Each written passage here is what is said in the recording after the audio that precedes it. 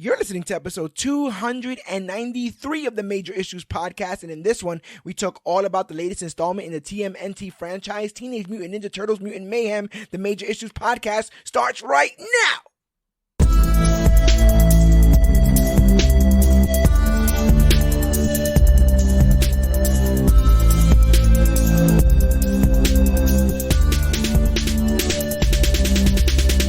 Hey everybody out there in comic book land, my name is George Serrano, aka The Don, and if you're listening to this, you can only be here for one reason. That's a brand new episode of the Major Issues podcast, brought to you each and every week by ComicBookClique.com, and as always, I am never alone. Sir, if you could please introduce yourself. I am your Cinema Sherpa. It is Dan, the comic book man, back live in action. Dan, the comic book man, is here. I felt like for authenticity, I needed somebody who was familiar with film and also familiar with the streets of New York City to tackle what we're here to tackle today, Teenage Mutant Ninja Turtles Mutant Mayhem. While it hasn't, I don't think it's been released globally yet. I think other countries have odd release dates. It has been released here in the States.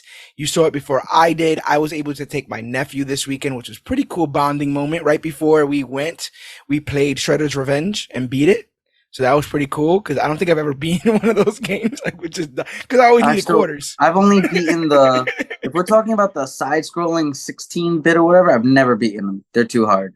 But yeah. I've beaten the Teenage Mutant Ninja Turtles games that were for the GameCube and the PlayStation 2.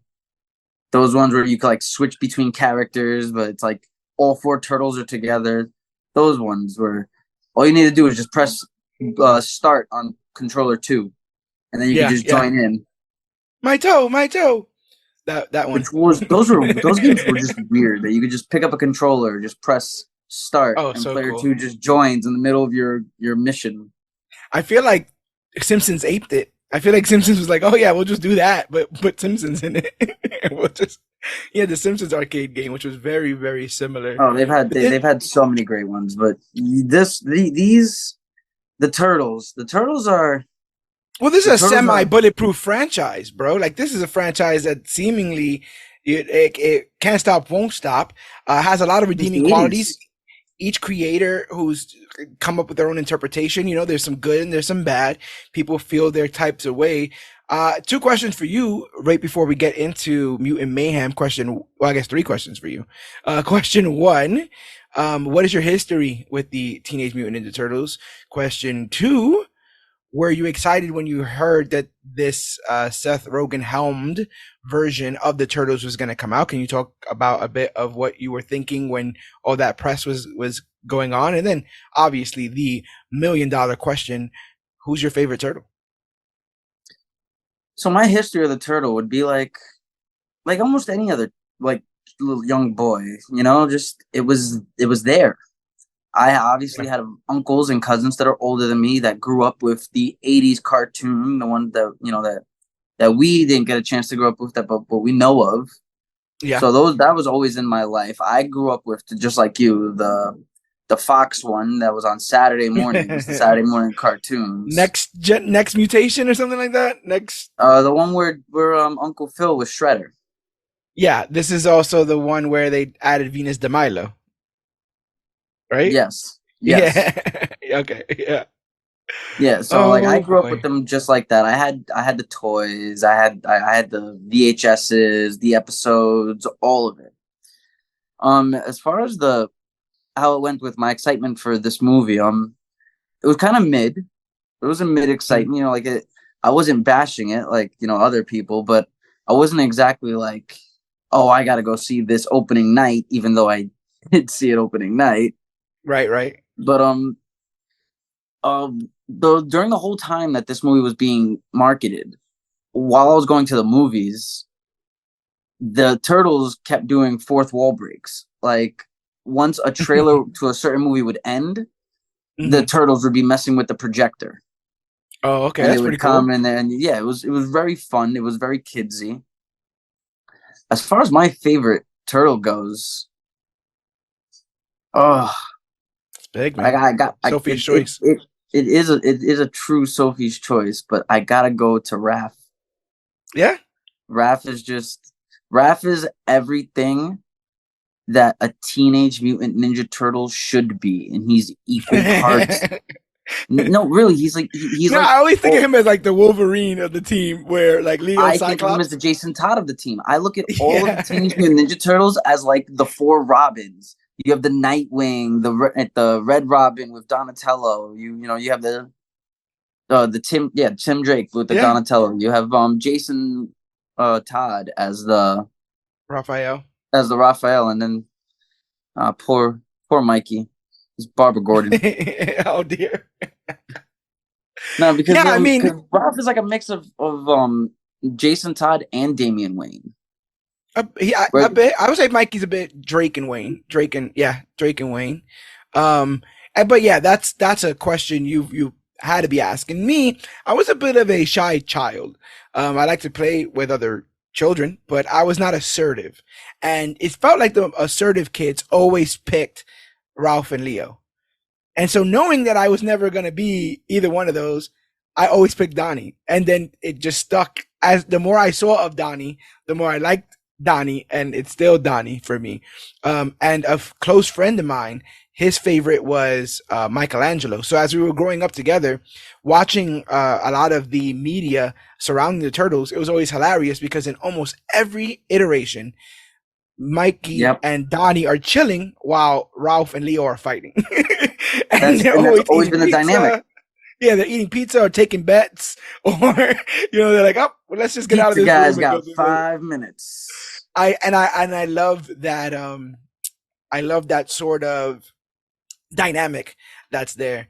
I remember when I heard that this was being redone, I was for it because I just feel like every generation deserves their own kind of Turtles. I've never been super territorial with them because they can take many forms. So like I've kind of just relinquished them, and I've kind of been just stuck to my 90s films when I consider like my Turtles. And then obviously like video games and stuff like that. The norm, right? It should just be the norm that like, we have ours. Like if it's iconic and important and special like that, every generation should have their version. Like there's 3 Spider-Men that different kids can say that they grew up with. We grew up with Toby. There's like my brother grew up with Garfield. Other people will grow, like your nephew grew up with Holland. Yeah. It's like everybody just deserves that generational speciality when it comes to certain, like not just comic books or superheroes, but movies in general. Yeah, as much as I don't like remakes and reboots because of the way they handle it for cash grabs, I think every, generation deserves The Godfather. I agree. And I will also say that you got to imagine, if I'm pointing at the older films for my nephew, he's like, they're stealing VCRs. What's a VCR? Like there's going to be stuff like that, right? He deserves a story set in his time with references he understands. And boy, does Mutant Mayhem pack the brim with Gen Z humor, references, internet meme humor, anime references. Everything that the younger generation is obsessed with is in this film in some way, shape, or form. Even the remember that time period where everybody younger than us was obsessed with the word "sus" because of Among Us. They even go to great lengths to play around with that in that here. And while a lot of that isn't my generation, I got it. I understood it, and I'm almost happy for the next generation that they get to have this. And similar to like you talking about with the Spider-Man, we had a Toby, and Toby was all we thought we could ever get. We were very happy with that. And I still love those films, but it just felt like the peak of what that could be. And then you get Garfield, and you get to play around a little bit more with the character, his physicality, the suit gets more and more accurate, and you're like, wow, okay, well, we can also do this as well. And then when Holland came on board, I remember thinking to myself, oh, wow, Spider-Man's going to be a kid. Like for the first time, even though he's canonically been a teenager his entire run. Kid, yeah. He's actually going to be played by a teenager. And what a novel idea that was. Fast forward to Mutant Mayhem. We have a whole voice cast for the kids who were teenagers when they recorded. I don't know how many of them are older now. But again, what a novel concept. Well, you have to look at it that these Teenage Mutant Ninja Turtles technically would have been born after The Dark Knight came out. Yeah. If we're in universe, right? Because when they, spoiler, but at one point when they show people as their kids, those people have phones. So we're led to believe that, and not flip phones either, smartphones. Yeah. So we're led to believe that if it took place now, that the events around their origin would be about 2008. 2009, right after TMNT, which is pretty TMNT interesting. was 2007. Yeah, which I saw in theaters. That wasn't the last one I saw in theaters. The last Teenage Mutant Ninja Turtles movie I saw in theaters was the first Michael Bay one, and I didn't mind that one. I thought it wasn't that bad. I feel like I've seen the entirety of the first Michael Bay one. I don't think I've ever seen Out of the Shadows. I have never seen Out of the Shadows. Not Cinema Sins. Not a nostalgia critic. I have no idea what Out of the Shadows is about. All I know about Out of the Shadows is that Seamus plays Rocksteady. Yeah, and I know that. I think it's Rocksteady. He doesn't play the Warhog. He plays the Boar. The Rhino. Not the Rhino. He plays the Boar, not the Rhino. The Rhino is Rocksteady. He does? Yeah, Oh wow. Yeah, because the Rhino would have because the Boar, when it gets mutated, would have to be a lighter color. Unless you want Seamus doing blackface. I mean, one of them got purple hair. I don't know how much of any of that. That would be Bebop. Makes sense. That would be the Warthog. Yeah. Yeah. So absolutely. Oh ridiculous. Yeah, and Brad Garrett was Krang. Yeah, Out of the Shadows has 3 stars out of 5 apparently, so not great. A midway movie, not bad but not good. They're also spending a lot of time on it. So it says Seamus plays Rocksteady. It says it is Rocksteady. Why is it not telling me what Bebop? Oh yes, Gary Anthony Williams. Oh, Uncle Ruckus. Oh Jesus Christ! Uncle Ruckus played Bebop. The reason why I knew Seamus was Rocksteady is because when he used to do that entrance with all the lights and he would just yell. When I was ever in the basement, I used to yell Rocksteady. It made no sense, but it made my roommate laugh every time I did it. And now we have 2 wrestlers because John Cena plays Rocksteady in this. So it might be one of those things we just hand down. Turtles and wrestling have kind of always been in hand. Kevin Nash played Super Shredder in Secret of the Ooze, which I don't think we ever found out what that secret was. But Compound V. Compound V. Because Giancarlo Esposito voices Baxter Stockman in this one. Yes, that's true. It's all coming full circle. And he was in Do the Right Thing, which is a very 90s New York film. Yep. Look at that. It's all coming circle. It's all coming full circle. Is there anything else you want to say ahead of us getting into this review? No, let's just jump right into it. Okay. Teenage Mutant Ninja Turtles Mutant Mayhem is a 2023 American film. It says computer animated. It doesn't really matter. American film directed by Jeff Rowe, who co-wrote the screenplay with Seth Rogen, Evan Goldberg, Dan Hernandez, and Benji Samit. It is the 7th theatrical TMNT film and a reboot of the series. The film stars... I knew it. So I need to see something real quick because Greg was trying to tell me that there was more TMNT movies when I was doing my ranking of them, of the only theatrical. 7 theatrical. Which would be the 90s Turtle, the second one, Turtles Out of Time.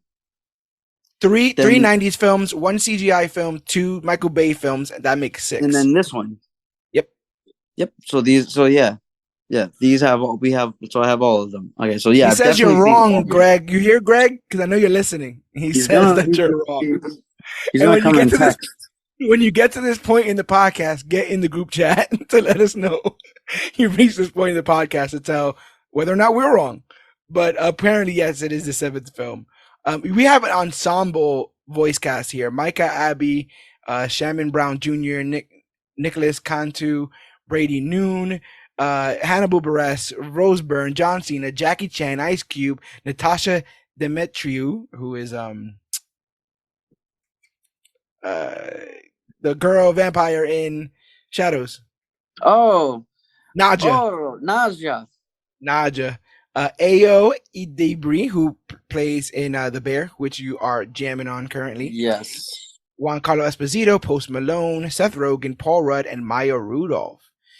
In the film, after years of being sheltered from the human world, the turtles set out to be accepted as normal teenagers through acts of heroism. The brothers go on a hunt for a mysterious crime syndicate, but trouble arises when an army of mutants is unleashed upon them. The filmmakers cite Spider-Man Into the Spider-Verse, the Jackie Chan martial arts film Police Story, and Rumble in the Bronx, the crime drama Ching King Express, the period film Boogie Nights, and the works of cinematographers. There's no way. Emmanuel. Juan Carlos. What is this movie? And the works of cinematographers Emmanuel Lubensky and Spike Jonze as influence on the visual style of the film. I don't get any of those references. Does any of that mean anything to you? And does any of that ring true to you? A lot of it, yes. Could you see that? Could you see those influences on this film? I can see it the way the story was shot, like the way it's written. I could see it in a lot of the editing and the framework. Definitely in the framework. Like you can mostly Into the Spider-Verse, because this movie was very comic book-y in the way it was storyboarded. Which, like you said a long time ago, comic books should be the easiest movies to adapt because the panels are your storyboard. So you don't even need a storyboard team. Just put the comic book right up there on the whiteboard and bam. Boom, boom, but bam. Yeah, there's definitely a lot of influence from auteur cinematographers and filmmakers. I mean, hell, we had a whole scene of Ferris Bueller. What do you think about this idea that, I'm trying to see how I could say this without insulting anyone. What do you think about this new almost venture to put effort in children's films? I feel like it was almost universally accepted that these things didn't have to be too dense because they were meant to be sort of popcorny kind of stuff. Or am I getting it wrong? Were they always kind of quality and now we're just seeing a new level to them? I think people are legit afraid to admit that they can see the quality of deep storytelling inside quote unquote kids movies. Like, you're not going to tell me that you can throw on WALL-E for a 5-year-old. Oh, you're right. That's not Pixar's always been pretty good at that, right? Yeah, but even let's take Pixar out of the equation and then bring in a movie from DreamWorks like, How to Train Your Dragon 3. An 8-year-old's not going to understand the complexities of the How to Train Your Dragon series. Like, these kids movies have always been complex and always been deep within its storytelling. It's just no one wants to admit because it's cartoons that it can be, it can make it be a tearjerker. Look at Studio Ghibli with Howling's Moving Castle. There's movies like The Perfect Blue, Your Name, Graves of the Fireflies. Like, there's a lot of animated films that will break you more than Shawshank Redemption could. Like, I would throw most animated movies up there.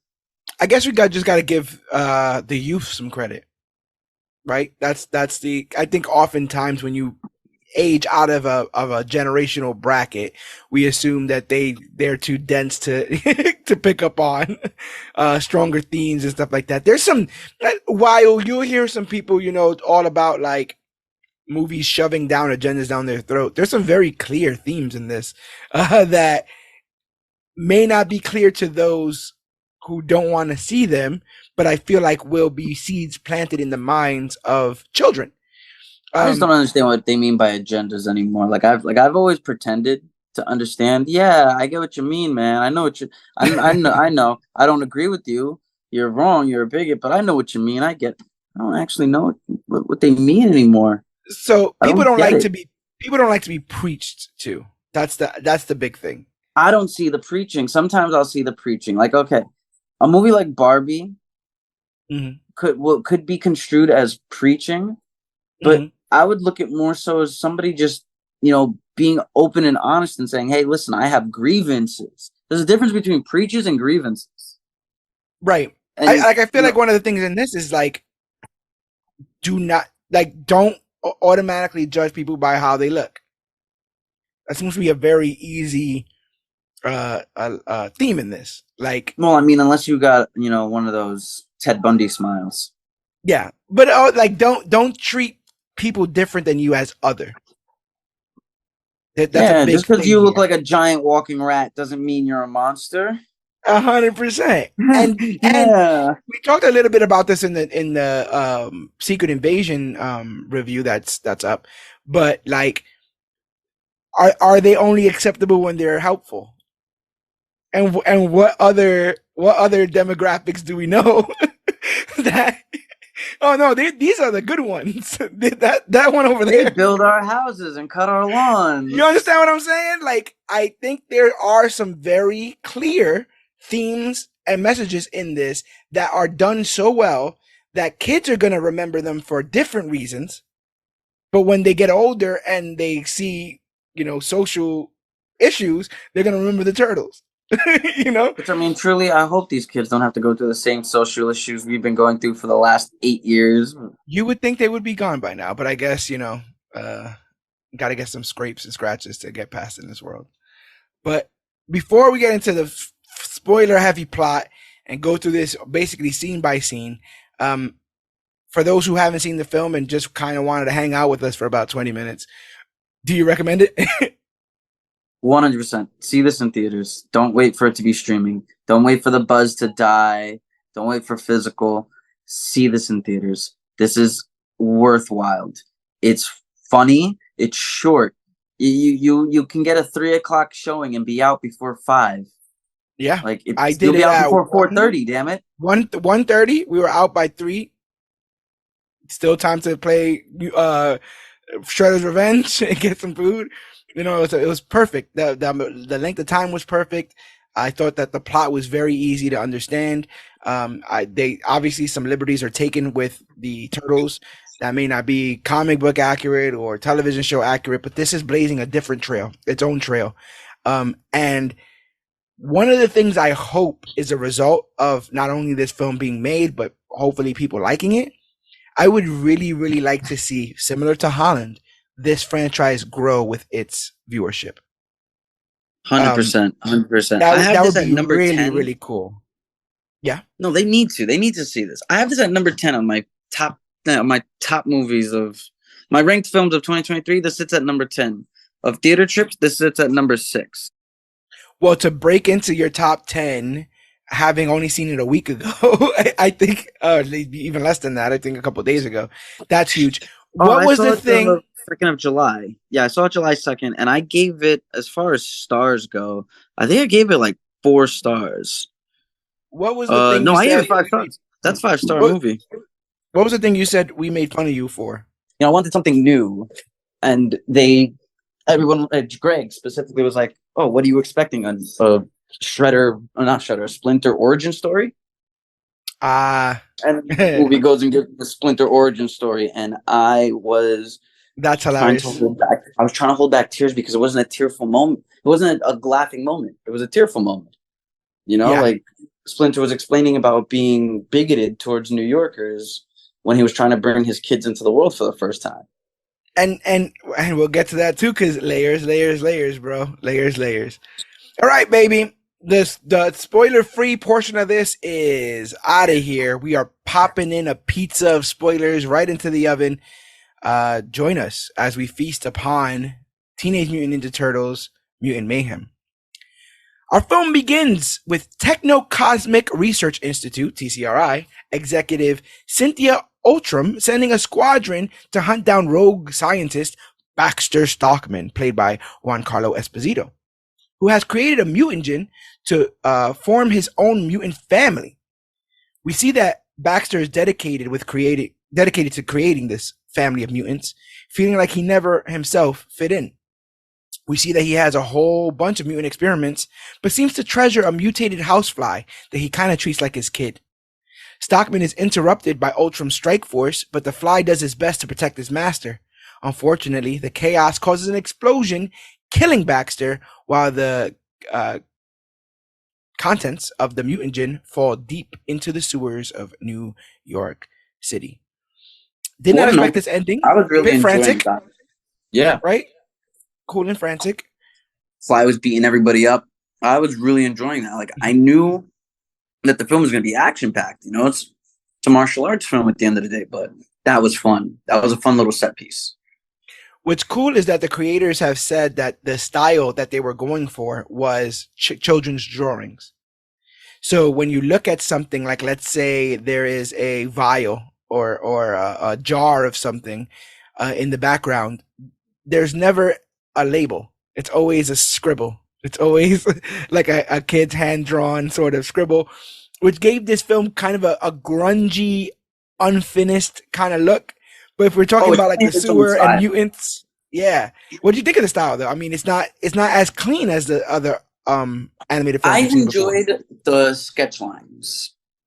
How everything was like the only way I can describe it is sketch lines. There was line work in every arm, the eyes, the head, the suits, when things were crashing.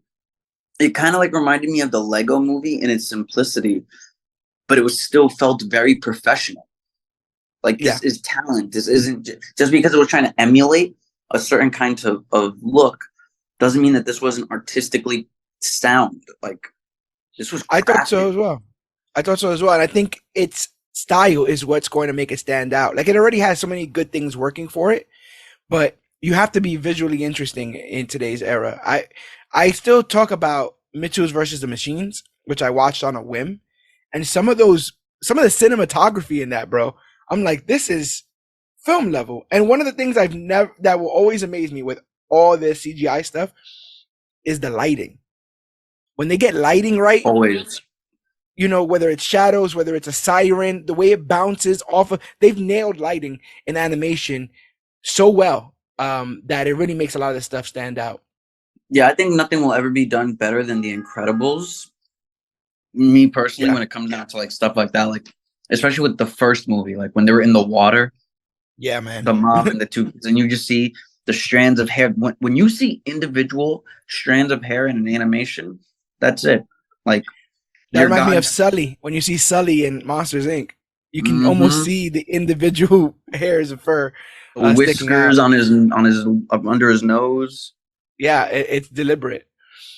So we fast forward 15 years later, where Turtle brothers Michelangelo, Leonardo, Raphael, and Donatello are sent by their father, Splinter, on a supply run.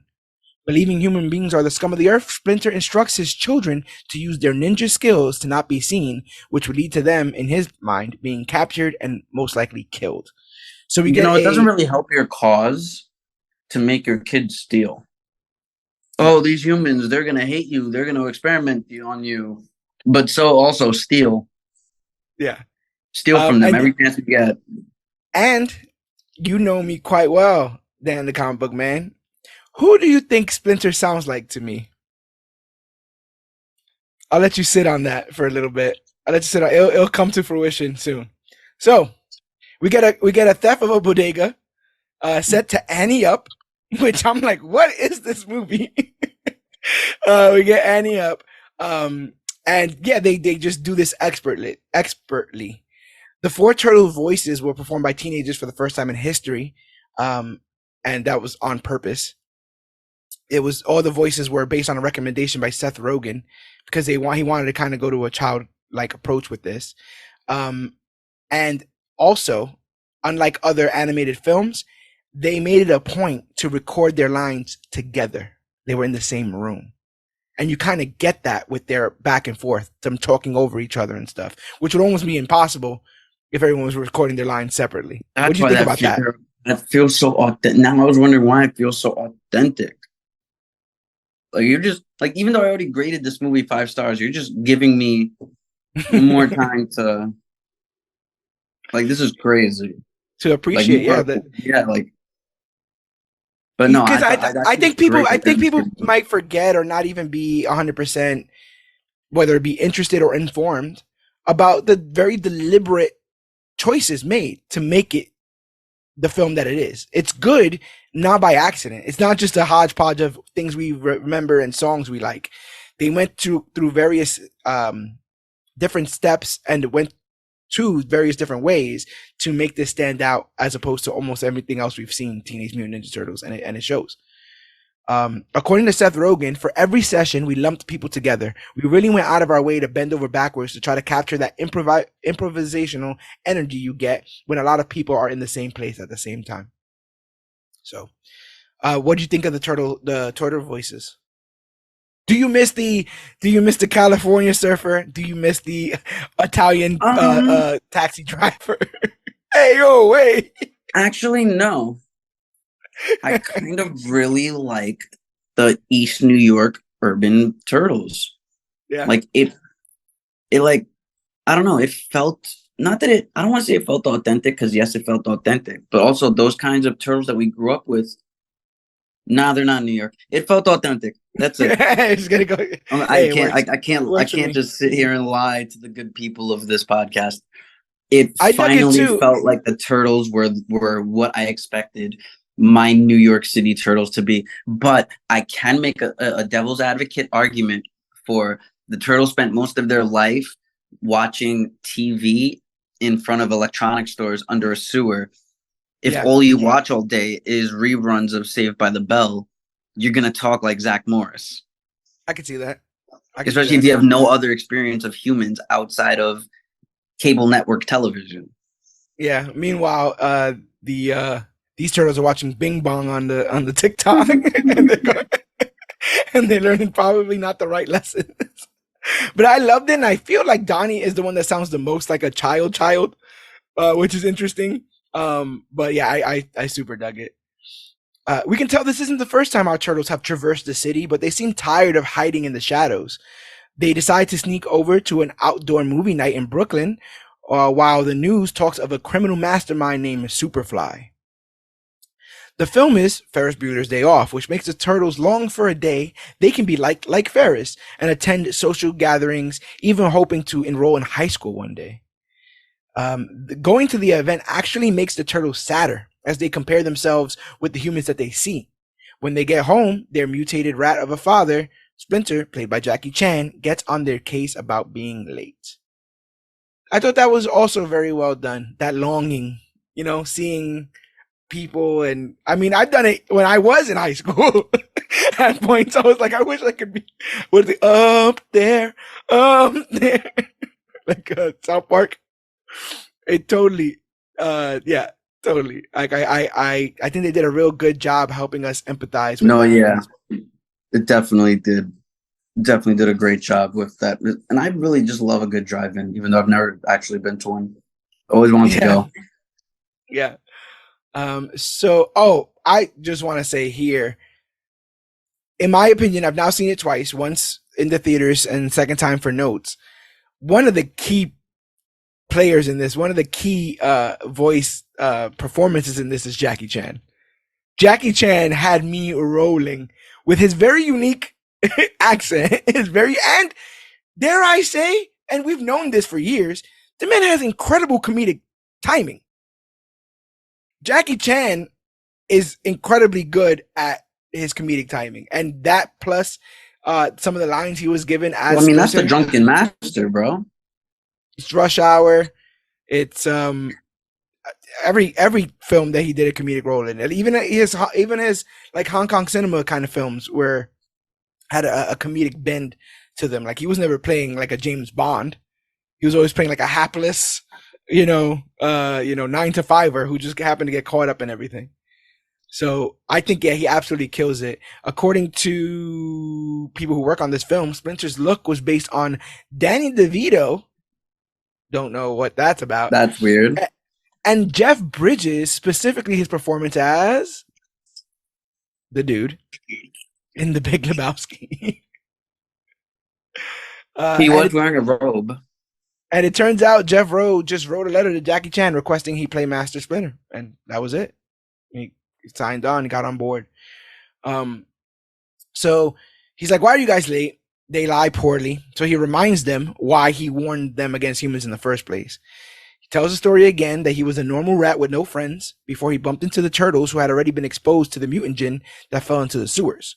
He cleaned them up, which happened to expose himself to the mutant gin, and the ooze made them grow bigger than normal. He raised the turtles as his own, and after realizing that they were curious about the outside world, he attempts to bring them to Times Square. Everything goes well until Splinter, a 4-foot-tall rat, bumps into a civilian who freaks out instantly. Suddenly, all the surrounding humans start to attack Splinter, causing him to drop the turtles, who almost get hit by a car. He decides then in that moment to train his kids in ninjutsu in hopes that they can defend themselves against the evil humans. So much to say, so much to talk about. First, I want to say, when I was talking about the Jackie Chan of it all and themes, there's a lot of the immigrant story in this, right? Coming to a place, hoping to kind of be accepted, knowing that you're a bit of an outsider, and all it takes is one bad situation for you to never come back out of your house again or never, socialize. No, again. literally, especially like people that are, I don't know what the phobia is called, but there's people that like can't leave their house. Yeah. They're just afraid. Absolutely. And all it took was that one bad interaction for them to say, you know what? I think I'm just going to stay home. And as a parent, you got to think he's thinking of the kids first. While it may sound crazy to shelter them for the entirety of their lives in the sewers, he really doesn't see any other alternative. And we'll talk about what happens when you don't see any alternative, which is a very, also, I think, themes of the hood. I think in a lot of ways in the hood, sometimes you don't see alternatives. You only think there's only certain ways to live. And then you blink and you realize, oh, wait, I had options. And next thing you know, you're building some sort of big mutagen machine or something. So I love when he talks about training the kids in ninjutsu, because we get a push it to the limit montage. I love the song Push It to the Limit because I think it's absolutely ridiculous and only created for a montage. Like, push it to the limit. It has no lyrical value. You get me? Like, it has no lyrical value. It's literally just made so you can put clips together. I love that it has that in the gym pumping iron. I love that little flute that it has in it.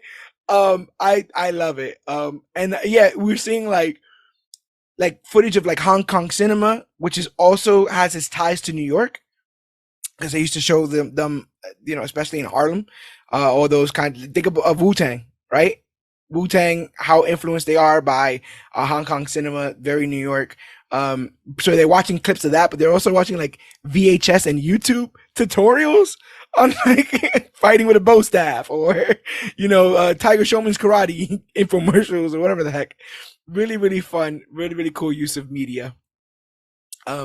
Splinter says they don't need the outside world, they need each other, and he grounds the turtles. Elsewhere in the city, we see a heist involving people working for Superfly. The criminals get away when their vehicle suddenly flies away. They land in an abandoned ship on the shore, and they are killed by Superfly, who flew them there in the first place. I think another MVP of this is Ice Cube, but we'll get to that when we get to his debut. You want to call it his coming out party, if you will. So in true Zoomer fashion, the turtles try to shoot videos of them doing cool stuff on a roof. They're basically trying to TikTok or whatever you want to call it. But they accidentally throw a ninja star at a civilian below. Luckily, it only hit her bike helmet, but as she's looking for them, she gets her scooter stolen. Feeling responsible and using the power of turtle boners, Leonardo commands the turtles to help him get it back. They track the thieves to a chop shop, but end up surrounded. The goons mistake them for Times Square Shreks and go on to beat on them, but the turtles hand them their asses pretty proficiently. They celebrate but hide in the shadows when the girl they accidentally attacked earlier shows up. She says she can see them, so they reveal themselves and their backstory over some pizza. Does that mean that they came out of the shadows? Out of the shadows. Out of the shadows. I don't. What do you think about that? What do you think about Leo and the power of boners?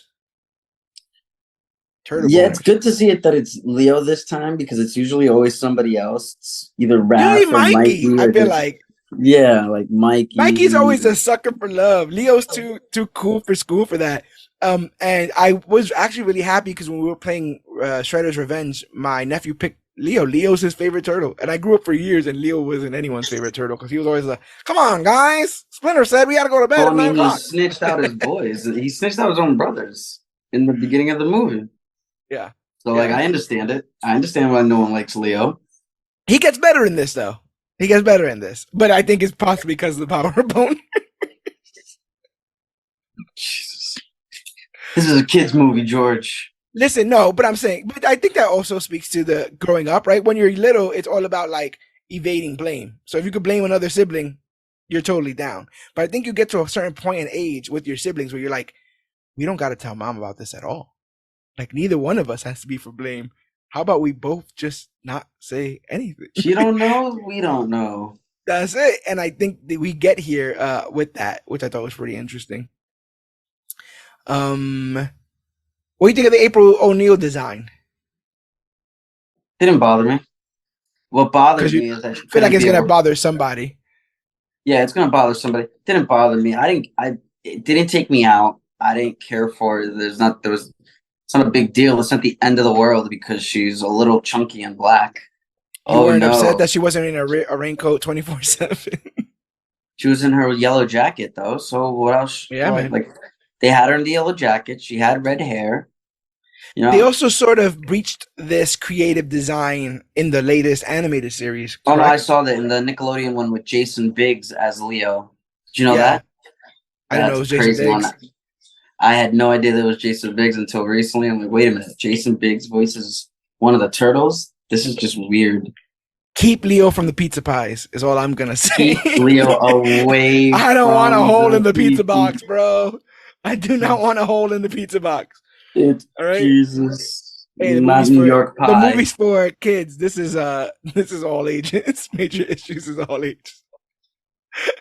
But my only concern about April really, and then it came full circle later, which I'm like, okay, this is character arc. Now I'm understanding to wait because this is character arc. Was the fact that she couldn't be in front of the camera, and that she would puke, but she was like an excellent reporter. Like still to the like it's like the Lois Lane of it all. It's like they make sure Lois Lane is like the greatest journalist ever, but they always change this one key aspect about her that kind of like leaves a weird taste in your mouth, but doesn't bother you because the aftertaste isn't so bad. Yeah, and when you said that whole thing about April, like I literally got goosebumps for the dumbest reason, which is that there are multiple characters in this that get full realized arcs. So much, yeah, realized arcs. And usually it's only the main character or characters in this. It would only be the turtles to realize something. But Splinter gets a moment of realization that I thought was pretty profound. Superfly, his gang gets a moment of clarity. So does the turtles. And then April comes full circle. And I think that's what really... I think that's what it is. This movie is just a message on just being true to yourself. And growth. What happens when you want to take on the world? Shouldn't that be all comic book movies? Because at the end of the day, this is a comic book movie. Shouldn't this be all comic book movies, all superhero movies? When you have someone that is a hero, shouldn't you have somebody that administers genuine growth instead of regression? So what I'll say to that is it's one of the criticisms of comic books overall, which is the idea that if you're dealing with something like a Spider-Man or a Batman, something that's a huge IP, right? If you're writing on it, if you're directing on it, if you're the next person to do a movie on it, odds are you're going to start in the B of it all. You know, the origin and all that stuff has already been done, and you're not going to be allowed to kill these characters. So your job is primarily to dribble. You're never allowed to shoot. You're supposed to dribble and pass it to the next person. And therefore, in situations like that, you don't get a lot of growth. People want status quo. They want the character as they know them, and they don't want much differentiating. The turtles have always been shown to be fully realized and fully capable from the get in every iteration that we've gotten them. But this one puts them so far behind the 8 ball that we get to watch them get to become what they are, and now even go further in my opinion. Well, and you know what? I'm gonna have to end up I'm gonna end up going to rewatch this movie. I'm gonna end up seeing it. I'm off tomorrow.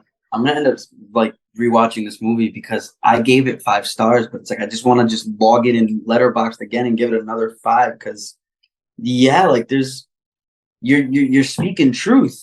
Every time we have the Turtles, we have this fully realized team that knows what they have to do, knows who they are. They follow the teachings of their father as best as they can while still having their own flaws like any other sentient being with a humanistic conscience, but seeing them as it's like you say, it's like the Tom Holland of it, getting to see our Teenage Mutant Ninja Turtles as teenagers, because they don't feel like teenagers in the 90s one.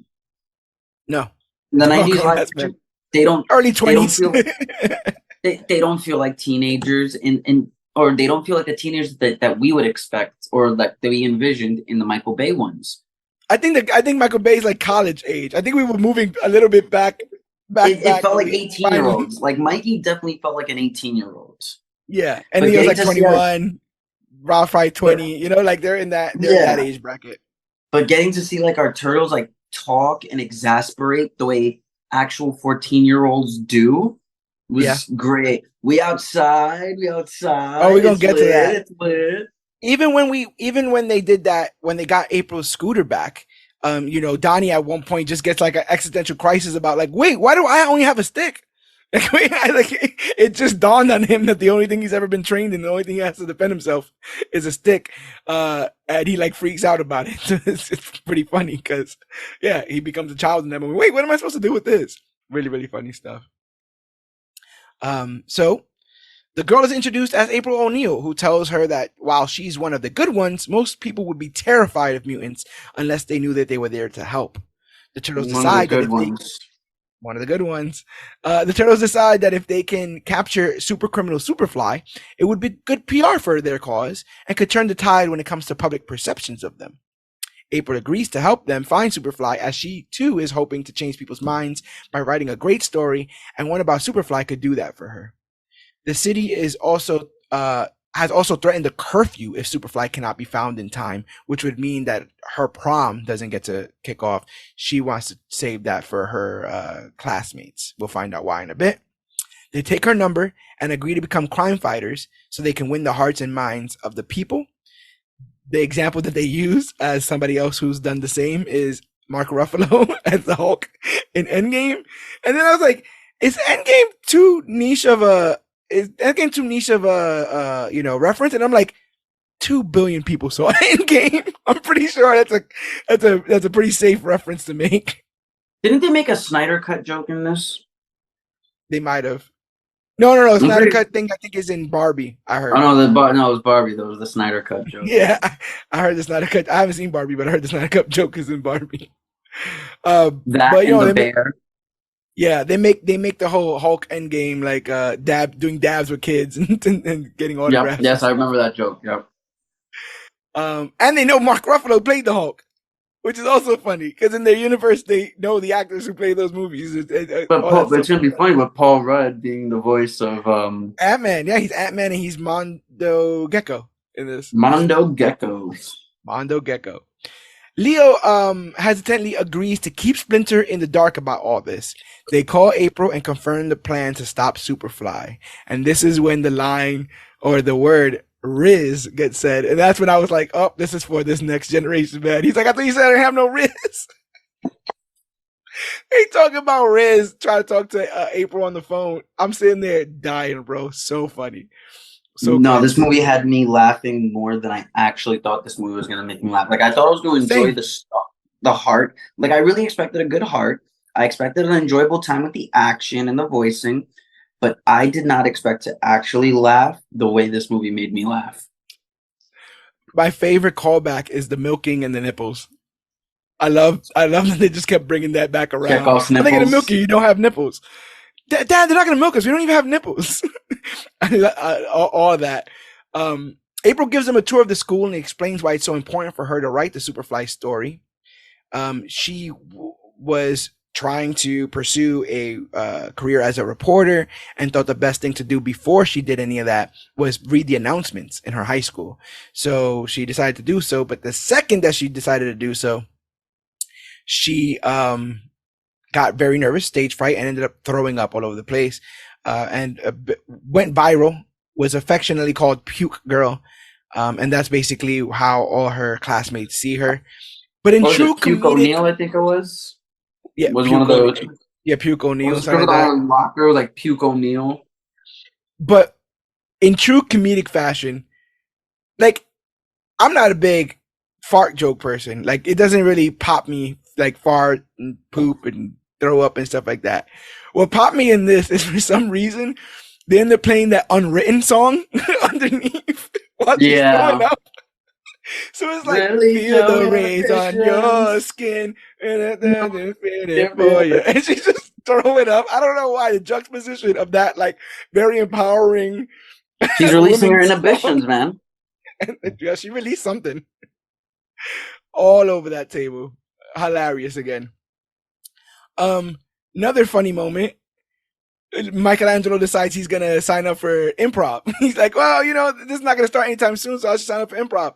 Oh, wait, what's our last name? We don't have last names. And that's a line that speaks to me, because I'm always talking about, like, well, they can't call Shazam Shazam because like, I'm always talking about last name Mario, Luigi Mario kind of stuff. So I thought that was really funny. And then Michelangelo was like, oh, well, I can make my last name, because I could just be Michelangelo. Hey, I'm Michelangelo. And then they're like, wait, you'd be Leo Nardo. Nardo. And they start making fun of him for being Nardo. He's like, I could be Leonardo. No, didn't they mess with Don? Or I don't think they messed with Donatello, but they should have messed with Donatello with the Donatello. Yeah, you gonna be Donna? That's what you're gonna go as, bro. He could be Don, or he could be Don Atello. Don yep. Atello. But the way that they were cracking on him for Nardo is so high school. It's so kids. And Nardo. And that's when he's like, yeah, but at least I'm not Puke Girl. I'm like, bro, you just killed all your Riz. One moment, bro. No spatial awareness. No.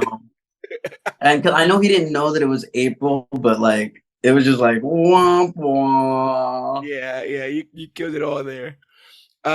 She then shows them her crime wall, where she's deduced that Superfly is stealing tech for some machine. She gives the turtle some leads to the men that work with him, and through a very fun and possibly my favorite part of the movie, that no diggity, no doubt montage of them taking on like 5 different crime syndicates at the same time. Oh yeah, because intercut with each other. So like they would start by fighting one. It felt special. Yeah, it was stylistic. It's your hero montage. Not just that it's stylistic and it has the editing and like that we've seen, but it just like you just know it's our hero montage. Yeah, it's just our hero fighting crime, taking down bad guys. Like we've seen it in Spider-Man so many times, Superman so many times. And it's great to just see it done here. And then again, selfishly, I'm loving all of the 90s hip-hop, R&B, everything that's being played. So they play No Diggity, No Doubt. I'm like, what are we doing out here? And again, like, they would do a circle shot, and as they're doing the circle shot, the background is changing as they're in each different headquarters or lair. They would show Mikey taking down some people and cut to then Donnie taking down some people. And they're good at this. They've never put their minds to being crime fighters. This is the first time they've ever considered doing any of this. The only time they would ever use their ninjutsu is to get supplies. And they seem to really enjoy helping people, taking down baddies, and they seem to be really, really good at it.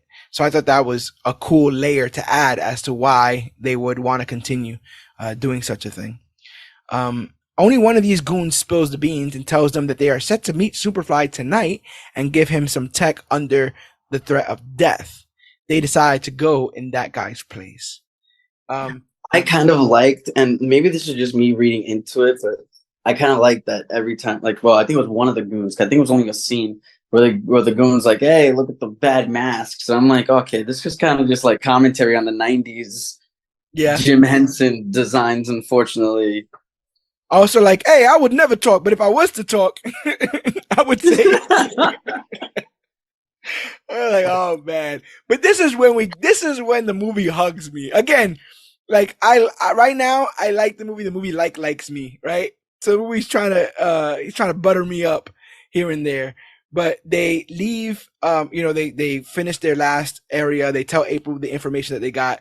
I love that they go, were you filming us? And she goes, am I supposed to be filming you guys all the time? Because sometimes some of the things you guys do are just very dumb. And that's when they start you gotta be filming us all the time. Come on. I'll be out there with my puffs and my Tim's, bacon, egg, and cheese, bacon, egg, and cheese, bacon, egg, and cheese. Hey, yo, Ak, let me get a bacon, egg, and cheese. When they say, yo, Ak, bro, on the ground. My nephew don't know why I'm laughing so hard. And I'm already on the ground. Tim's, it has already been said. Bacon, egg, and cheese has already been said. They're saying we outside. We're saying we outside. Puff jacket, I'm laughing. When they start going, you're out, that I was like, yep, nope. Sit right next to me, movie. We in love now. I like you now. We on the same. They're saying you're Mikey's twerking for no reason in the middle. And then they go like, I think April says something like, that all sounds really, really dumb. And it gets quiet for a second and they go, bacon, egg, and cheese, bacon, egg, and cheese. Again, that to me is such a niche reference. I hope around the world that's gotten, but New Yorkers from New York City have always been about their Tims. The joke is bacon, egg, and cheese is one word. Bacon, egg, and cheese, salt, pepper, ketchup is one word. Don't forget on a roll. Your is like, I think, so all of that being put in this, I was like, I'm a sucker. You got me. Like, I didn't think you would get me like that, but yeah, got me. Something so simple. Dare I say, Dan the comic book man, I felt seen. Dare I say it? I felt seen. For a second in time, people were talking like me and how my friends talk and how my friends bully each other and bullshit with each other. And I didn't think I was going to get that in this film. And all of a sudden I'm like, oh, so they're one of us. Okay. That feels great. I guess that's what that means, right? I guess that's what everybody hopes for, to feel seen, get a little bit of representation in a film like this. But our heroes get an emergency text from Splinter. I'm already bugging out because in almost every iteration, Splinter gets like kidnapped and beat the hell out of. So when they get this emergency text, I'm like, oh no, this does not spell well for the rat. But when they arrive, my man Splinter set up a surprise pizza party in hopes that they don't feel too sheltered in the sewers. It's a sweet gesture, but the turtles got Superfly on their mind. But he even brought all three Chris's to the party, bro. Chris Pine, Chris Pratt, and Chris Evans. Although he has the nerve to say that Chris Pine is the best Chris. Would you like to weigh in? Everybody knows it's Pratt. Like, it's Pratt. I mean, I might be partial to Evans. See where we land on this. I might be a little bit partial to Evans. So we got three different opinions. Evans was in Gray Man. Okay. Evans was in Gray Man. Evan was in Gray Man, but Pratt's with a Schwarzenegger now, and now he's all running through the forest talking to God. Yeah, that was the thing that I found out that he's not, because he has like two daughters, I think. Yeah. With Anna Faris. But he has one, and he was telling a story about smoking a cigar with Arnold Schwarzenegger. I'm like, why was this man smoking a cigar with Arnold Schwarzenegger? Why was this man holding Arnold Schwarzenegger's granddaughter? What is going on? He's the Schwarzenegger now, bro. I looked it up, and I'm like, wait, did you marry Kate Schwarzenegger? What? You should have took the last name, bro. Chris Schwarzenegger. Put that on a movie poster. So yeah, hilarious. What do you think about this gesture? What do you think about this party Splinter threw for his kids? Could you see the merit in it? Or is this another like Kamala's dad dressing up like the Hulk kind of situation? No. Hey, no. I'm not one of those people about Kamala's dad. Apu was great. When Apu came busting in like, yeah. Scream. Nah, man. Kamala's dad is one of the greats. Kamala's dad is one of the goats. I love that man. I did feel kind of bad for Splinter in this moment, though. At least there was effort there. Like, whether or not it was what his kids actually wanted, who knows? But like he's trying. He can feel the grip loosening between him and them. No, of course, but but that's what what it was. It is one of those emotional, relatable moments where you're like, damn, I've done this. I know you have to have done it yourself too. We've all have had those moments where all your parents wanted was just that one day with you, just this one little moment, this one party, this one dinner, and you are like, hey, listen, I got to go out with my friends. Yeah. And it makes them feel alone. It makes them have that crushing realization of empty nest. Yeah, the kids are not going to be around forever as they go and try to find their own identities in this crazy world that we already know, parents know, are dangerous. So they're not necessarily really quick about wanting to let them go out and explore that kind of thing. They lie about doing more errands, but Splinter can tell he's being lied to. That always gets me in a film when the parent knows and you're still, you're still biting your tongue and trying to grit through that lie. I'm like, come on, guys! Like he's your dad. He knows something. He reminds them that he's there in case they need anything, and they pretend to leave on another errand run. Instead of running errands, the turtles take their piece of stolen tech and meet Superfly under the Brooklyn Bridge, discovering that he is not only a mutant himself, but the leader of a mutant gang. What an introduction to a character. We get what is the name of that song? Let me see if I can find it. I just don't want to get it wrong. Is it Wake Up in the Sky? It is Wake Up in the Sky, right? I think so. I'm about to find out right. Yep. Wake Up in the Sky. Which totally fit him. I love the car. I love the look. I love Ice Cube's voice acting in this. He's great. Don't know. He encaptures the hood dude in a way I don't think I've ever seen before. But he's also kind of in a way, he's ruined like his what's the word I'm looking for? His intimidation tactics with 21 Jump Street and 22 Jump Street, and like this fight, because now you're what's the ride along? Because now you're just a guy that looks intimidating and sounds intimidating, but you make me laugh. Even the other one, what's the fight one with Charlie Day? Fist fight. Did we say that? Yep. Yeah. Okay. Yeah, that one. Because every word out of his mouth, in my head, I just kept replaying, infiltrate the dealer, find the supplier. But that's still funny. His delivery of like Korean Jesus and all that. I love when they make him say something ridiculous in a very menacing way. No, that's why one of my favorite delivery in Ice Cube's history of acting is from 22 Jump Street when he finds out his daughter's with Jonah Hill, and then he just bugs out at the buffet. He's like, "What y'all ration around here? What's up? Hook me up." He starts grabbing food and starts serving himself. So good. He's great here. Great villain. He sees them and goes, "Y'all some tortoises, little tortoises." Again, I'm cracking up. I'm like, what a just that line. There's nothing wrong with that line, but just his delivery, like, oh damn, y'all some little tortoises. I was cracking up. No.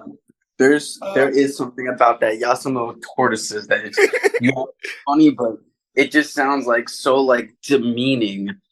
And then the song plays, and I thought they were just playing it because it was like contemporary. But the thing says, I'm Superfly. I'm Superfly. And I was like, oh, this is so cool. So ecstatic to meet fellow mutants, the turtles bond with Superfly and the others as he explains they were created by Stockman, evading TCRI and living in an abandoned ship in Staten Island. So here is the rundown. John Cena plays Rocksteady. Seth Rogen plays Bebop. Rose Byrne plays Leatherhead. I love that Leatherhead is Australian. And also at one point cooks a blooming onion.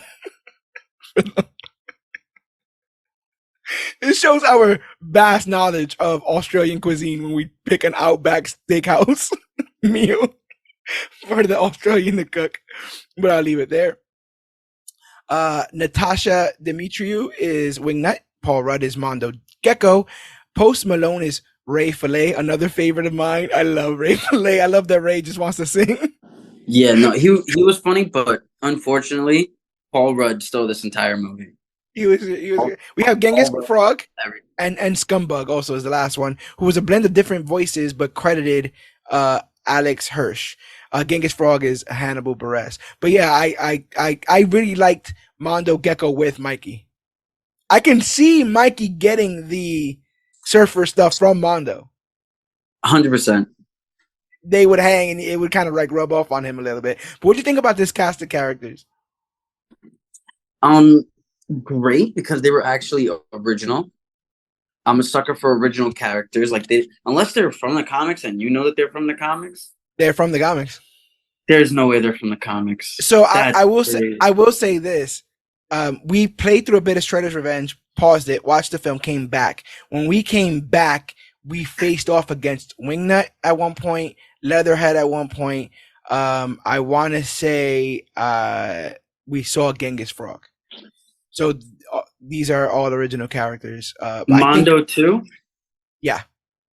And I want to say they were probably the most seen or introduced or indoctrinated to the folks in that 87 cartoon. So would this be one of like the most faithful adaptations to the event we ever got? So it's taking a lot of what was in the original Mirage comic and it's taking primarily a lot of what was in that 87 run, which the 87 run was inspired by the Mirage stuff. It was just kidified because they were trying to sell toys. So they basically rubbed the smooth edges off of the cartoon, brought that over, and then brought in the grittiness of the original comic. And it's that amalgamation here. But as you can see, they've already made changes to the origin story. We don't see, to our knowledge, Splinter and Shredder have no connection. There's no Daredevil.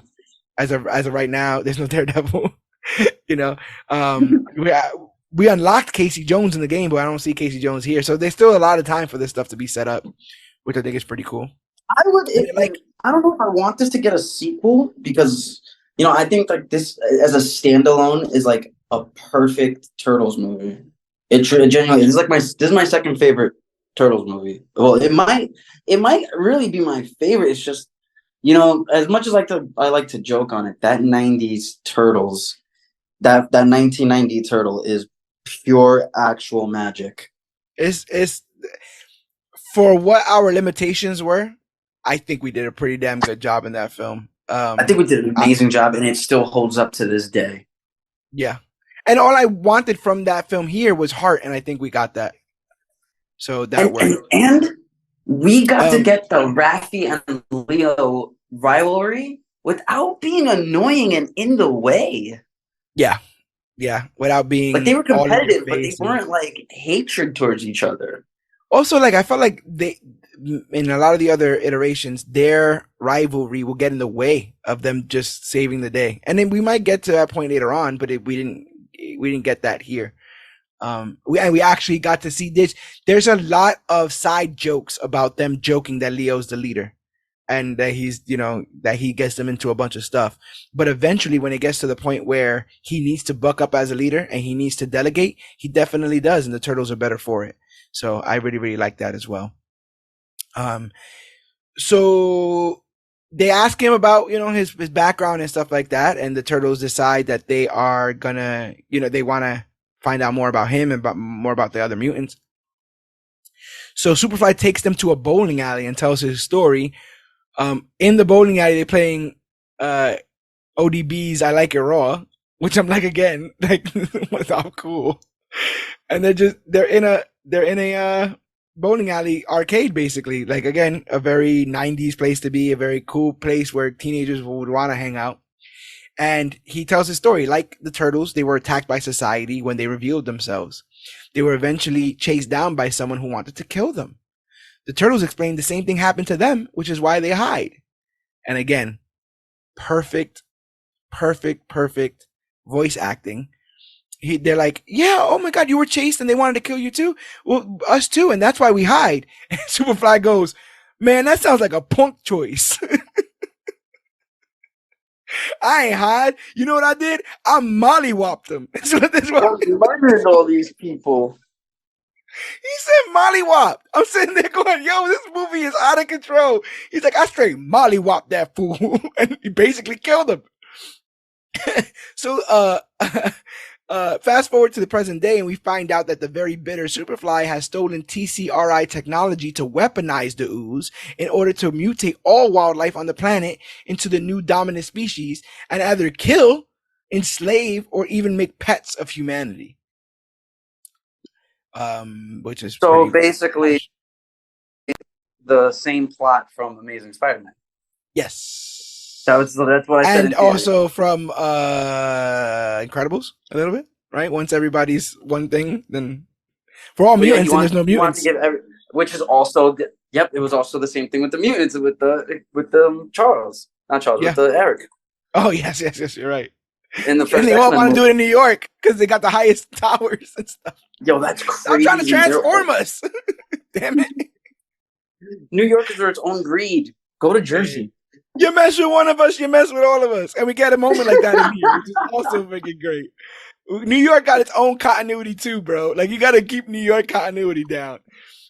So, bacon, egg, and cheese. Bacon, egg, and cheese here. When the turtles seem hesitant about the plan, and I love they're like, so Superfly, like, what if, like, hypothetically speaking, we weren't down? And he like turns around. He's like, well, that'll piss me off. And I was like, oh, shit. He makes it pretty obvious that if they aren't with him, they're against him. And they make a great point to make him seem menacing. I mean, we saw him kill. Basically, it alluded that he killed people early on, so the turtles know that this is a dangerous man.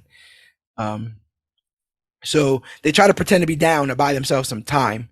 They put in a vehicle with some of Superfly's men, but they sabotage the trip in hopes of keeping the tech from getting into the wrong hands. This is when, again, comedically, they decide to play 4 non-blondes. What's going on? That incredibly, like, with high pitches that a normal human shouldn't be able to hit, but yo, she hits those pitches, bro. And I wake in the morning and I step outside. It's a great song. What'd you think about that moment though? Them singing, them in the car singing it. Mikey trying to use his stick to press the brake pedal.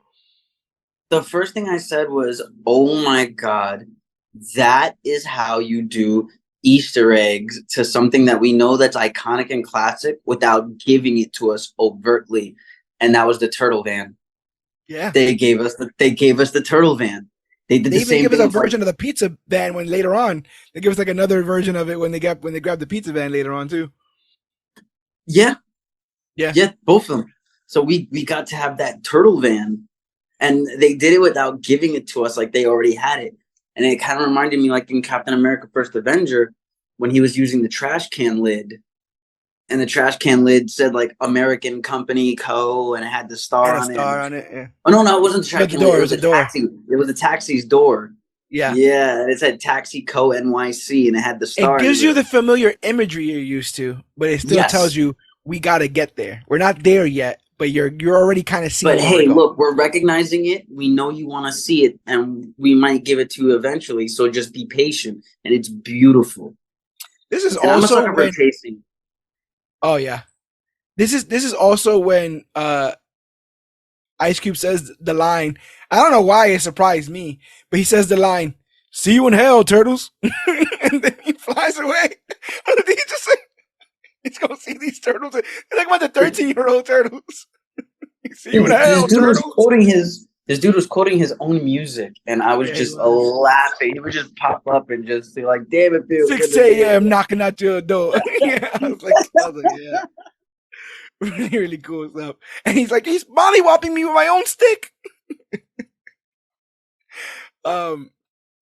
Though they try, they end up, the gang escapes with the equipment, while a tracker allows TCRI to capture the turtles. And again, in another moment where I'm like, that's a bit harsh. The rifle butt to Leo. Yeah, they just popped him in the face with the rifle. I was like, damn. So, we're here, right? Yeah, because this is when this movie starts turning into a horror film where I'm like, okay, I don't think kids should be watching this. This is kind of dark. Yeah. Because the turtles awaken and they're restrained and plugged into a machine. Cynthia Ultram shows up and explains her plan to drain the turtles of their mutant-rich blood. Cynthia Ultron. effectively milking them, right? The one thing they were warned against this entire time. And no, their explanation behind it, where it's like, oh man, this is ironic. Our dad told us so. This is like scary, but also at the same time kind of cool. They're just like, oh, we're being milked. We're being milked. Oh, he was right. We're being milked. Yeah, because it sounded so ridiculous to them that this would happen. It sounds like when a parent tells you a boogeyman story to not go outside, right? Oh, don't go outside. They'll rob you. They'll stab you. You know, they'll beat you up just for looking different. And then if you went outside and that's the first thing that happens, you're like, damn, I guess they were right. Once this is some kind of Wednesday. yeah, 100%. So that happens. And then Raph is screaming in pain, and I'm just like, oh, wait a minute, no, this is kind of like this is starting to get sad because like I'm a sucker for. I have empathy at the end of the day. I'm a very empathetic person, but I also have this weird tendency to throw myself into characters. So like if you tell me that these are the Teenage Mutant Ninja Turtles, my head's not going to go to 18, 19, 17. My head's going to think these are 13-year-old kids, 14-year-old kids, 15 at the max. So seeing like kids essentially dying, I'm just like, damn, this is crazy. And she's going to take their blood and make an army of super soldiers. Very, very par for the course. You know, get the super soldiers' blood and make more super soldiers. Meanwhile, Splinter is at home listening to Lonely, wondering where he went wrong with his sons. Again, I'm feeling for the man right now, man. Like I'm really feeling for him. But he's going through that. He's all sad. April shows up. He's like, "Yo, watch out! I'll bite you." Again, Jackie Chan's hilarious in this. And April basically shows up and explains that the turtles have been captured. The milking is rough because they are in pain and they are crying out in pain. But what this movie manages to do in a way that no other film managed ever is even in this moment, while they're, restrained and they are in pain, the turtles try to comfort each other. They try to comfort each other as brothers. Oh, that was one of my favorite parts, especially when Raph's like, I don't want to die, and the last thing I see is you guys, and then later while they're all actually dying, he's like, I know I said that, but I'm kind of glad that you guys are who I'm dying with. I'm like, these are my boys. These are my brothers. These are boys, man. They're like, Mikey, just try to think of something else. Think of pizza. No, because pizza has milk in it, and I'm being milked. And so it's creeping into everything I think of. And then they for Donnie, they try to sing BTS to calm him down, but no one knows any of the words. Like, this is family. This is love. Like, oh my God. My heart was full because again, even at the brink of death, they're trying to, it's not all is lost. They're trying to help each other out. They're trying to even if all is lost, at least all is lost together. Yeah. Toy Story. You're not Toy Story 3. Yeah. Cause you're not dying alone, scared and confused. Yeah. You're with the only 3 other people that you've known your entire life. And it's your brothers. I'm a sucker for family. And that's why they bring up the things that they know that those people could distract them. BTS could distract Donnie if they knew the words. But they try. I think that's worth it. Luckily, Splinter shows up and tries to get his sons back peacefully, but they call him the R word. They call him Ratatouille. And that it was just one disgrace too far. That's not even his name. It's the name of the dish. That is true. What is the mouse's name? Remy. It is Remy. Okay. Yeah. Ratatouille is the dish that made the. Yeah, go ahead. That thing's good. That thing is becoming a pop culture phenomenon because you got Raccoon Tooie or whatever in Everything Everywhere. Raccoonie or whatever. Yeah. Raccoonie. So not one to be made fun of, Splinter expertly takes down all the guards using his son's weaponry, which I thought was pretty cool because he would know how to use all that stuff. And he frees them. He scolds them for like being right? He scolds them because he's like, "This, like, I told you not to leave, or you would be milked." And you left, from being milked. And then he says, "I'm like, were they milking you?" And they're like, "No." And then the machine's called like the Master Milker 3000 or something like that. He's like, they were milking you guys. Really, really funny stuff. But he now is digging his heels into the sand. Now he was actually proven right. So he's like, you know what? We're going to go stop Superfly. April, thanks for everything, but you good. You're benched. We're not hanging out with any humans. We're going to go handle this ourselves. Cause he's been proven right. Like these humans will do this kind of stuff to you. So, they go to Superfly's headquarters to stop him and the machine. It turns out Superfly's gang isn't necessarily down with human genocide. And I love that how Mondo Gecko puts it, because this whole thing, and again, maybe I've been doing this too long. We're coming closer to 300 episodes. So sometimes I put magnifying glasses on when I don't need them. The whole Superfly gang thing felt like gang shit.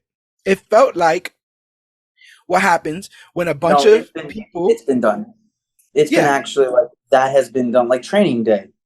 Yeah. It was done in Training Day. Yeah, you can see why people join gangs. They don't feel right in the normal world.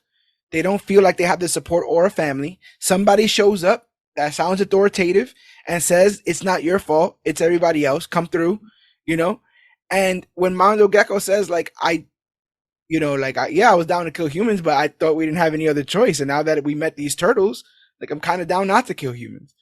And it's like, how many people, if shown a real family, if shown, you know what I'm saying? Like, not the superficialness of the hood, but shown like real connections, real support would change. Because Superfly raised them the same way Splinter raised the turtles. Like, yeah, those are the ones that survived when Baxter's Stockman's place blew up. 100%. And they betrayed him because they just think he's gone too far. And there's some parallels to Splinter there that we'll get to. No, yeah, when they were doing that, and I was gonna mention it, I just couldn't remember if we were there yet. But when they were showing the parallels of like what Superfly was saying, and Splinter seeing that's what he was essentially telling his own boys, was teaching them, to fight bigotry with bigotry. It's like, damn. You could almost hear like Leo or Mikey saying, "What should I have let them drown?" And Splinter's like, maybe. Maybe that's the worst thing to say. And maybe. So I'm watching this movie now where I know that our protagonists are meant to be heroes, but their father believes if they expose themselves to the world, that the world will take them, experiment on them, kill them. And I know better. I know that if they showed their true selves, their true hearts to the world, that they will be accepted. Not everyone will accept them, but majority will for their spirit. So I need him in my mind at this time in the film. I need him to know that. A tornado to come? Yeah, I need a tornado to come. I need a tornado or moment of clarity, bro. You either got to go or you got to change, because I see how this works. I know how this goes down. I have seen the future. It is inevitable. Sorry, Yogi. So they managed to pin him down to the machine when he repeats something Splinter says earlier in the film, aka the only way to keep you guys safe and happy is to listen to me. And all of a sudden Splinter's like, oh, that's how I sound. I sound like a crazy mutated fly man. So and then he asks for Splinter's help. He says, "Hey, old man, help me out. I know you hate humans just as much as I hate humans, but you just too much of a punk." And Splinter says, "Don't say that." And Splinter says, "Don't say that to me." And then he pushes him into the machine. And the machine malfunctions. It explodes, plunging itself and Superfly into the ocean. And I love, through exposition by Mondo Gecko, he goes, "So what do you think happens if the mutant goes in there and all the mutant gen goes into the water and all the animals in the water? What do you think is going to happen?" And we see that the ooze combined with Superfly and other nearby wildlife into a gigantic whale-shaped kaiju. He has like giraffes and horses attached to him. And again, with his delivery, he's like, "Oh, I got a giraffe on my forehead. I got horses on my legs." No, the best is when they go to shoot the reverse thing at him and it only takes out one horse. He's like, "Oh man, I got like 50 more." Yeah, he's like, "Oh, that was just one horse." Oh, commitment to the bit, bro. Commitment to the bit. So he heads towards the city like a mutated Godzilla, and Splinter tells his boys he was wrong and he will help them take down Superfly and get that footage of them being heroes so they can be beloved. Superfly's gang decides to help him out too. As they try their best to save the city, they are mistaken as villains because they are mutants too. You want to talk to this moment where they see themselves on the in the Times Square screens being called mutants? You can really see the inspiration of Spider-Man a lot in this movie. Not just Spider-Verse, but I mean like the overall narrative of what we've gotten in the, not just the comics, but a lot of the live action too, where it's like, no matter what I do, no matter how hard I try, the city hates me. And look at it here. We're on CNN. We're on the largest TV screen in public on Times Square with mutants versus mutants and mutants this and that and that. And it's like, damn. Yeah. And it and that is where we're like what you say speaks to how a hero, what defines the difference between a hero and a villain. You know, at that moment, they could have literally looked at Superfly and said, you know what, they're never going to accept us. Even if we die trying to stop you, they won't accept us. We could just join you, or we're going to do it anyways because it's the right thing to do. Even if they hate us, they will hate us while they're protected. It's a simplistic, sort of theme that I've said is tied to every superhero and supervillain story. The idea that both are people responding to trauma in different ways. Literally the same trauma, right? Superfly deals with the same trauma that the Turtles do. The Turtles say, well, I don't want no one else to feel how we felt. And Superfly says, I want everyone to feel how we felt because of how we felt.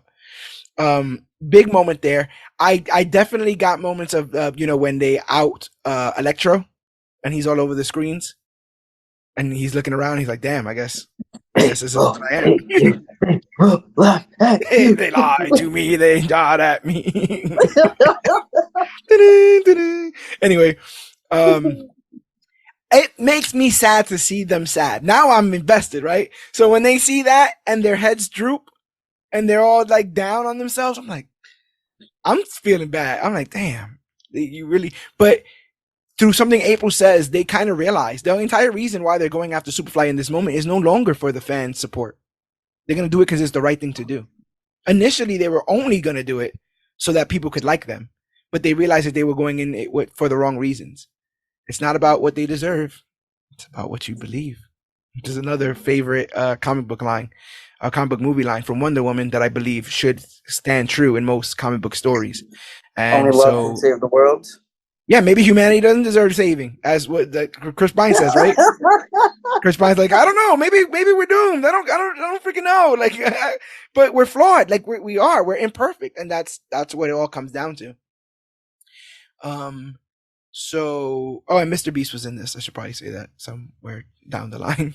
He was one of the people who yelled at the Turtles in Times Square. That's just hilarious. Superfly grabs the Turtles. And because like you said, they figure out that they have a canister of anti-mutant elixir. And so April has a gun with this in it. They go and they shoot his leg, but only one animal falls off. So all hope is lost. They can't seem to figure this whole thing out. Superfly grabs him with his little pincher claw and starts to crush them. Their shells start to crack. The pincher claw. It has to be the crusher claw then. Yeah, the crusher claw. Yeah, pincher claw. I don't think he had a pincher claw. I think he just had a crusher claw. But you saw the shells breaking? Yeah. I was like, damn, you're gonna get to the gooey center of the turtle pies. No, that was actually the moment where I cringed. Not even at the milking. Like when he squeezed on him and you see like the shell on the back of the shell like just start crushing. I'm just like, oh, like this is not good. You're essentially breaking their bones. Yeah, to make it red. Fee, fi, fo, fum. I was speaking in giants. That's what we do. Yeah. So another thing is the canister falls and Splinter falls with it. And he's too hurt to get up and get this to the Turtles. and somebody runs up on him and he instantly has PTSD, like army PTSD. He sees everybody who's ever attacked him. He's like, oh my God, it's about to go down again. But a civilian voiced by Kevin Eastman, co-creator of the Ninja Turtles, ends up helping him out. And in a New York, you mess with one of us, you mess with all of us kind of moment, they're like, yo, we're gonna get that thing over to the turtles. We're gonna get that little canister over to them. It kind of reminded me of the crane scene from Amazing Spider. This movie took too much from the Spider-Man movies. Old Spider-Man movies were very New York centric, because even in the first one, remember they throw things at Goblin? Yeah. You know, like they don't play that. You mess with one of us, you mess with all of us. You mess with the boy, you're gonna get the horns. So, yeah, New York don't play that. Pick on a guy trying to save a bunch of kids. Yeah. So, what do you think about that? Like them using the plastic bag, the cabbie, all that stuff to help out. Yeah, it was the crane. It was literally the crane scene from Amazing Spider-Man, where it's like, wait a minute, in this moment, we know who the hero is. Like, we are about to die. Like I'm not even. It can't even be seen as a lesser of two evils at that point, because the turtles aren't evil. It's these quote unquote ugly creatures are trying to save us from this bigger, uglier creature that's actually killing. We need to help this guy. Yeah, and if they never come out of the shadows, they never meet this kind of humanity. They never see this kind of humanity. There's no proof that this kind of humanity exists. And I think it's real easy to generalize any group, right? If you've had one bad interaction and you close yourself off to any of those experiences ever again. So I like that this happens here. You know, if only John Kent met somebody that was like, don't worry, bro. It's going to be all right. Like, I don't care. He's an alien. I care. Yeah, I don't care. We're still good for beers tomorrow. Like, you know, he needed a friend, that Jonathan Kent. But, April overcomes her anxiety and commandeers a news broadcast to explain the mutants' good intentions, and the citizens of New York come to their aid. Leo finds his voice as a leader, and he uses Mikey's gift for improv, Donnie's intelligence and knowledge of giants from Attack on Titan, and Ralph's rage to drop a canister of TCRI retro mutagen into Superfly's blowhole, turning him back into a collection of normal animals. They reconcile with Splinter, the Turtles and April and the mutants, and they all end up being celebrated by the city, which was really, really cool. It's all they've ever wanted. The mutants soon move into the sewers with them. Splinter and Scumbug fall in love, and the Turtles enroll at April's high school, where they are all embraced as heroes. You know what the coolest part for me? They outside. They outside. No, that was literally the joke that I'm sitting next to my friend. And he's laughing at it because I knew he was thinking of the same thing, and I just mumbled a little loud, "Waiting on the world to change," because that's what it sounded like. The John Mayer song. Yeah, waiting. I will say that them in civvies, that didn't do it for me when they took off the masks. Really? When they took off the mask, that did it for me, bro. When that mask falls down the sewer, and he finds it, I'm like, oh, they going like plain. Like, you got to know them for them. You don't got to know them for their color. You know, like they really coming out of their shells with this. That I was like, I'm down. It was like that because it was an identity moment. They know who they are, and it's beautiful. Whatever Seth Rogen. So can you get the wanting to be comfortable in your own skin, be accepted? I'm not a monster because I'm different. That's what I'm saying. Like, all those themes are here. They're not outwardly said. And it really helps that it drives in that April O'Neil would be designed this way, because trying to tell this kind of story you can't have someone like April O'Neil that's just automatically Megan Fox. The model, a supermodel that's like, guys, you don't understand. It's so hard out here in these streets. It's just unfortunately, it's just even skin color alone. I don't think a story like this and the way the character of April was portrayed here could be done with someone pale skinned, someone a little whiter. I don't think it could be done. You need someone that would look like they are the outcast just because that's how they look, not even for who they are, like personality wise. April O'Neil, unfortunately, in this movie is someone that would be an outcast in real life unfairly for just existing. Yeah, and I think it puts the shoe on the foot of the child watching it in saying that, I bet you feel like an outsider. So if you're an outsider, what right do you have to make fun of other outsiders? If you're an outsider, what right do you have to make other people feel like outsiders? If we're all really connected by this idea that we feel like we don't belong, maybe we should all get connected. Maybe we should all link up. I was very surprised that Bebop and Rocksteady are seemingly baby faces in this. I didn't like that. That was probably the only thing that I didn't like. But then the more I think about it, it's just like, who cares? It didn't take away from any of the movie. Like, that's not going to be the thing that's like, oh my God, this movie was damn near perfect, but Bebop and Rocksteady are good guys. No. Right. Because ultimately, they were just there for fan service. And it didn't really I think the story's not over, I mean, I don't know how you do such a hard turn back into villainy from where you're at now, but they have the time if they want it. They're going to keep, I think if they do a sequel, they might keep them at face or just might not have these guys, all of the mutants, which would be kind of messed up because then where are they going? Yeah. You kind of open your house to them. You got to kick them out because they can't pay rent. They can't get a job. They're lizards. I love Jackie Chan saying, and there's no app out there to find mutant women. I keep checking every day. Cause I've been trying to think all episode. Who did he sound like to you? Oh no, John Kent. Oh, that's what you. Cause I'm going by vocal range. I didn't. No. Just sound like the word, like the stay at home. I don't trust it. John Kent. I knew you. I knew you saw John Kent in him. John Kent, but he came around. He figured out I cannot hide them. They deserve to be comfortable out there. Maybe if he was raised in New York, he'd feel a little bit different. But we get a mid-credit scene in this film.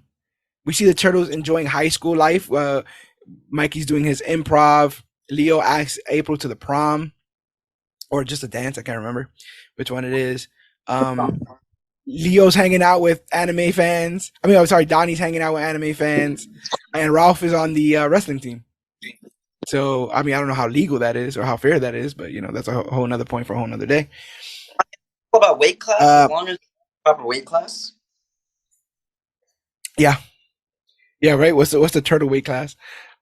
So, and I think I don't know if you heard this, but Leo asks April to the prom.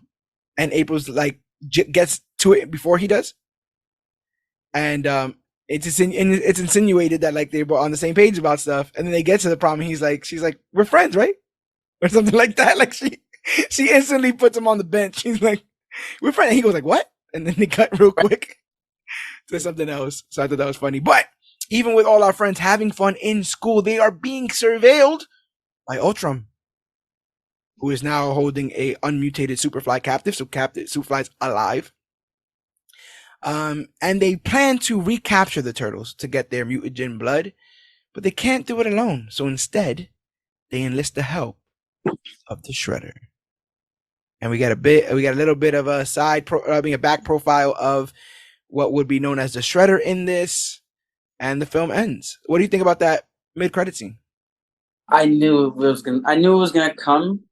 Like with Shredder, if it wasn't going to be Shredder that was going to be popped up, I was half expecting Casey Jones to be like just a name drop student in the hallway, like, hey, Casey, like, they didn't say Jones, but it's close enough.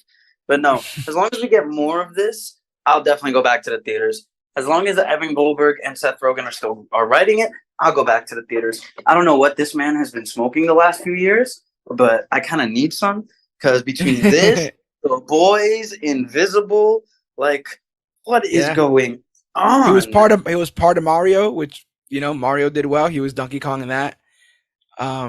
So yeah, he's on a hot streak. I'd watch this a million times. I'd watch it with anyone. I can't wait to own it.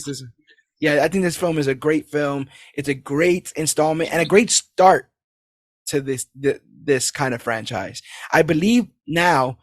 People are getting better at how they want to start these stories, give their characters places to go, as opposed to comforting the fan base with everything they already know.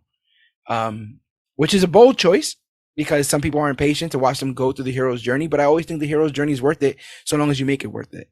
And I think that this story is going to be worth it. It's going to be cool to see them get better. It's going to be cool to see how their regular lives are impacted by any of this stuff. And when Shredder comes in, that means that the Foot Clan comes. What does that mean for New York City? What does that mean for the Turtles? What does that mean for Splinter? Does he know who Shredder is? All these questions and more hopefully will be answered in a sequel that won't be coming anytime soon because the writers and the actors are currently on strike. But we don't strike around here. Or maybe we will, 3 strikes are out kind of stuff. But we try to go ahead and give you guys Major Issues episode each and every week, every single Wednesday. Knock on Vibranium. And we've been able to do so free of charge, but we do so because of the support that you guys give us. If you guys like this episode, if this is the first episode you've ever listened to, the one place you can find every single episode of the Major Issues podcast is ComicBookClique.com. As every single episode of the Major Issues podcast, and we're marching towards episode 300. So go back and check out our back catalog. I believe we even have, if you become a Patreon, patreon.com/CBC Clubhouse, we actually have a commentary track for the 1990s Turtles film, I believe, which I might put on one of these days. Just put on the film, put on our commentary. Oh, we track. do have that. Yes, we did do a commentary track of the 90s one. I think, and I thought it was hilarious, so I might go back and watch that. But yeah, we do all this free of charge.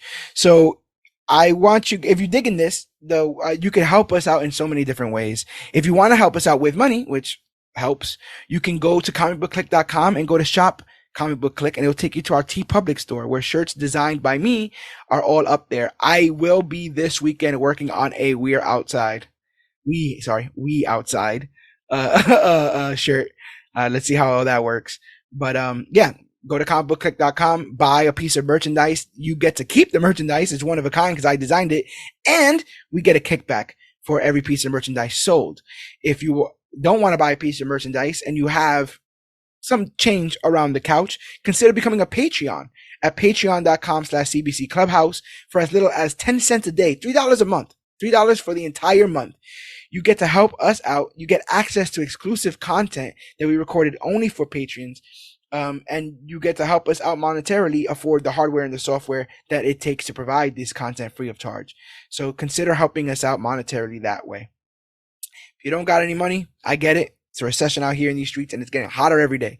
The other way you can help repay us for our tireless work as part of the Major Issues podcast is to tell other friends about the podcast, share it around, word of mouth, help us grow across all of our social media platforms. We're at facebook.com/comicbookclique, Instagram at comicbookclique, and you can use the hashtag comicbookclique to talk about the newest, hottest, latest, and greatest things to come to comic books and comic book media. We're at Major Issues CBC on Twitter and at Major Issues CBC on Twitch. I hope to be twitching soon once Spider-Man, Marvel Spider-Man 2 comes out. That's going to be a hell of a blast. So consider following us on Twitch to be ready for all of that. But yeah, man, we do this for you guys. So join the conversation, get on the bandwagon before the bandwagon gets full. Thankfully, while I'm doing my tireless work here to cover comic books and comic book media, those who are fans of film in general are not left without content, because I believe our man Dan the Comic Book Man might be cooking something up. Do you want to tell the people about a little project you might be doing over on your side, sir? Of course. Pretty soon, coming September, hopefully. September, fingers crossed, the podcast gods look down on me and smile their biggest smiles. Hopefully September we'll be rolling around the corner with the Sofa Bros podcast, where it's just me and 2 other hosts, where we just deep dive into the world of cinema, all the world of movies, just like what we do here with comics, where we just look at the newest, hottest, latest, and greatest, as well as the old and famous. We go from the 1930s to the 2030s, even though it's not there yet. In the future, we will be. I'm also on Letterboxd. If you guys like Letterboxd, you can just search up Daniel Georgie, or Cinefreak God, CINE Freak God. You just look me up. I have lists. I have all sorts of things if you're into movies. That's really about it. That's cooking up. I just got to hope the podcast gods shine down on me and we can get ourselves a September release. Yeah, you're currently on track to have watched every single 2023 release in theaters. It's a hell of a monumentous feat, but you will continue doing so and only become a better critic by doing so. by traversing all this kind of stuff. And it's through your theatrical journey of watching every 2023 film that you found this one. So I think that's got to be one of the high points of doing what you're doing. Oh, definitely. There has been a lot of crappy movies this year, but I found a lot of gold. A lot of movies that I didn't even think I was gonna end up liking. Like I saw the Meg 2 today, and I genuinely had a good time with the Meg 2. I thought it would have been fine. Yeah, I thought it knows what it is, and that's kind of what. That's better than Sharknado, I'll tell you that. But if you want to hear more, check out the Sofa Bros podcast coming this September. I'll put a link for your Letterboxd in the show notes. So if you look in the description of the show notes, there will be a link to Dan's Letterboxd so you can see and kind of go with him on his journey through watching films of 2023 and reviewing films of the past, the latest and greatest when it comes to cinema. But yeah, man, jump on his bandwagon and jump on my bandwagon before it becomes full. Because I've been to the future where we do become the latest and greatest things to come to comic books and comic book media, but I can't tell you how we do it because it will mess up the timeline. And next thing you know, Dwayne Johnson is playing all 4 turtles in a live action remake, and he says he doesn't want to use CGI. And no one wants any of that. It'd be absolutely ridiculous. So don't mess up the timeline. Just jump on and follow us on the road to 300. But my name is George Serrano, a.k.a. The Don. I am Dan the Comic Book Man, and we outside. We outside here. And this has been our Teenage Mutant Ninja Turtles. Mutant Mayhem recap and review. And remember, whether you're a giant fly, whether you're a mutated rat, whether you're cool and rude or a party dude, whether you work on machines, whether you're lean and mean, it ain't easy being green, but you are part of the clique. So always remember that you, yes, you are worthy.